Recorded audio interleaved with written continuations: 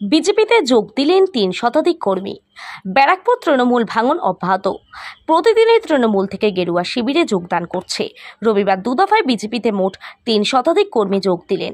রবিবার বিকেলে ব্যারাকপুর ওয়ারলেস মোড় থেকে পদযাত্রা শুরু হবার আগে বিজেপির জেলা সভাপতি মনোজ ব্যানার্জি এবং বিজেপি প্রার্থী অর্জুন সিং এর হাত ধরে ২ শতাধিক কর্মী তৃণমূলে যোগ দেন। তারপর পদযাত্রা শুরু হয়ে ব্যারাকপুর বারাসাত রোড ধরে ১৪ নম্বর রেলগেটের কাছে পদযাত্রা শেষ হয়। সেখানেও বিভিন্ন দল থেকে ১০০ জন কর্মী বিজেপিতে যোগ দিলেন। এদিন বিজেপি প্রার্থী অর্জুন সিং দাবি করলেন, লোকসভা ভোটের পর তৃণমূল সরকার বিদায় নেবে। তার কথায়, মোদিজির গ্যারান্টির উপর যেমন মানুষের বিশ্বাস আছে, তেমনি তার উপর ব্যারাকপুরের মানুষের বিশ্বাস আছে। ৩০০ জন, তার মধ্যে এক্স মেম্বার, ছাত্র পরিষদ, বর্তমান পার্টির নেতারা, কাউন্সিলররা সব জয়েন করেছে।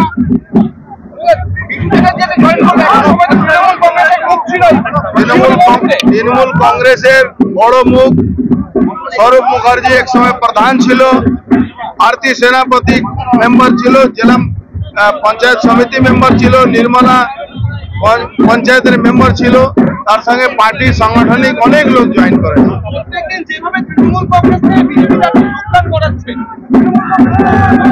তৃণমূল কংগ্রেস আর থাকবে না, এই ভোটের পরে তৃণমূল কংগ্রেস থাকবে না।